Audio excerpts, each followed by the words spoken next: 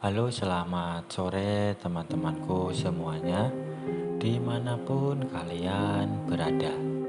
Semoga teman-teman selalu dalam keadaan yang sehat dan selalu dimudahkan dalam mencari rezeki. Berjumpa kembali bersama channel Yulian Story ya, channel yang berisikan tentang konten vlog yang disertai dengan konten cerita. Jadi dalam satu buah video, teman-teman bisa menikmati dua hiburan sekaligus. Yang pertama adalah pemandangan alamnya, dan yang kedua adalah isi dari ceritanya. Hari ini hari Senin ya, tanggal 31 Juli tahun 2023. Di sini saya menghadirkan cerita terbaru ya. Semoga teman-teman dapat terhibur dengan cerita yang kali ini saya sajikan. Seperti biasa, di sini saya akan memberikan cuplikan alur ceritanya. Jika teman-teman merasa terganggu dengan adanya suara yang saya berikan, silahkan dikecilkan atau dimatikan tombol volumenya. Perkenalkan, namaku Erina. Usiaku sekarang 18 tahun. Teman-temanku sering memuji wajahku yang bulat dan manis dengan rambutku yang hitam sebahu, yang menurut mereka amat serasi dengan bentuk wajahku.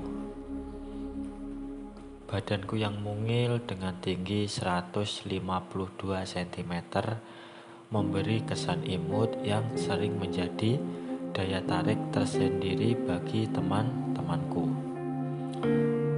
Sehari-harinya aku bekerja sebagai guru les privat yang mengajar anak-anak sekolah yang pada umumnya adalah anak-anak SMP atau SD.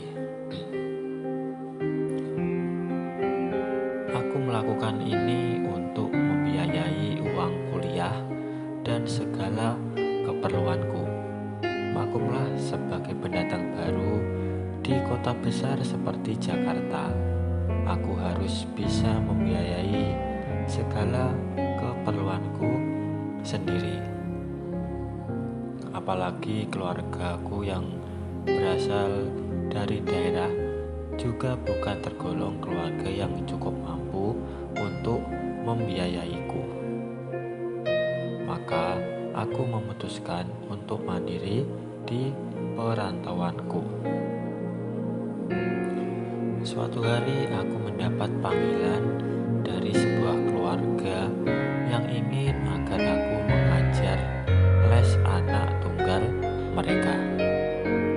Mereka menawarkan gaji yang bagiku amat tinggi dan kurasa cukup untuk membiayai kehidupanku di Jakarta.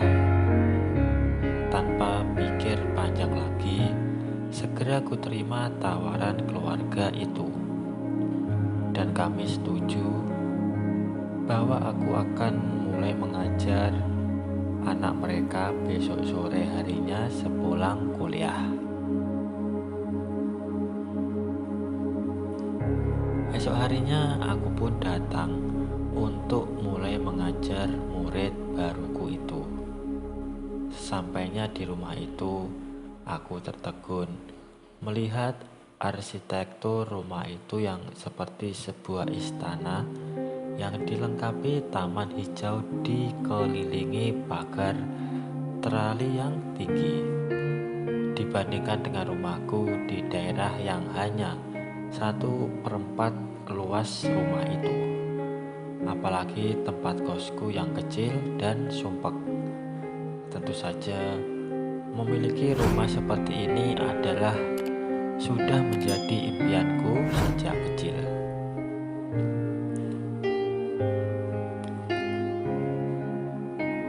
Siapa? Terdengar suara wanita di interkom yang terletak di samping bel pintu itu.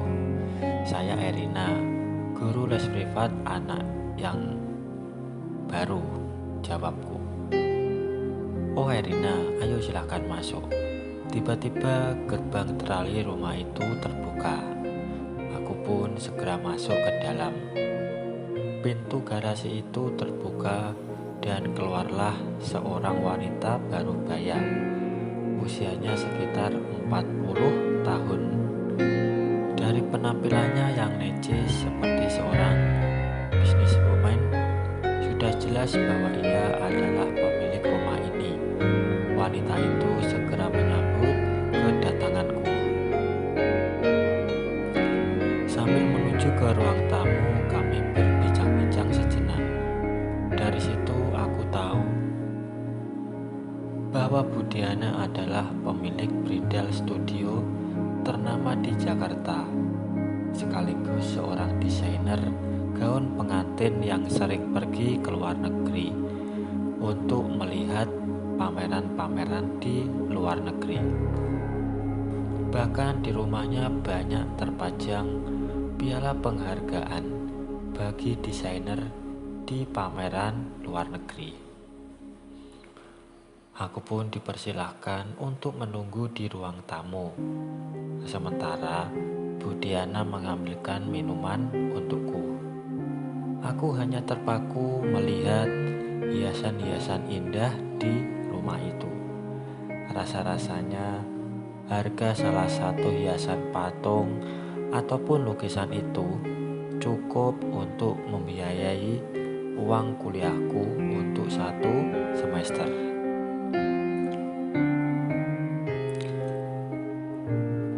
Saat sedang melamun, aku dikagetkan oleh suara Budiana yang segera menyajikan segelas es sirup untukku.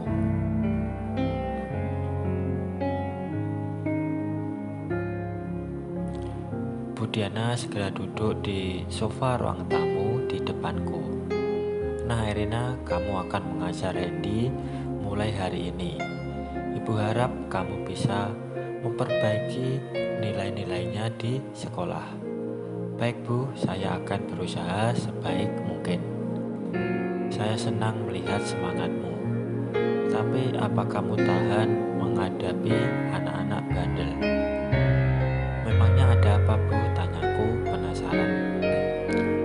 Randy sekarang duduk di kelas 2 SMP. Usianya tahun ini 14 tahun. Kamu tahu itu masa yang rawan bagi anak remaja. Nilai Randy terus menurun. Ia lebih sering menghabiskan waktunya buat bermain atau menonton di kamarnya. Budiana tampak menghela nafas. Tenang saja Bu, saya akan berusaha untuk membuatnya belajar. Saya yakin nilai Randy pasti akan segera membaik. Bagus, kinerjamu akan dinilai lewat nilai-nilai ujian semester mereka Juni ini. Berarti 5 bulan dari sekarang. Tunggu sebentar ya, Ibu akan memanggil Randy dulu. Aku mengangguk menyetujui. Budiana lalu beranjak pergi ke lantai atas. Tak lama kemudian, Budiana turun beserta seorang anak laki-laki. Wajah anak itu cukup tampan menurutku. Tubuhnya juga tampak besar untuk anak seusianya, bahkan lebih tinggi dariku. Tapi mukanya tampak masam saat melihatku yang duduk di hadapannya. Baik teman-teman, mungkin sampai di sini dulu untuk cuplikan cerita yang bisa saya berikan ya. Kalau ingin lebih jelasnya silakan teman-teman simak ceritanya sampai selesai supaya tidak ketinggalan sama alur ceritanya. Dan kalau ada salah pengucapan maupun penulisan, saya minta maaf yang sebesar-besarnya. Semoga teman-teman dapat terhibur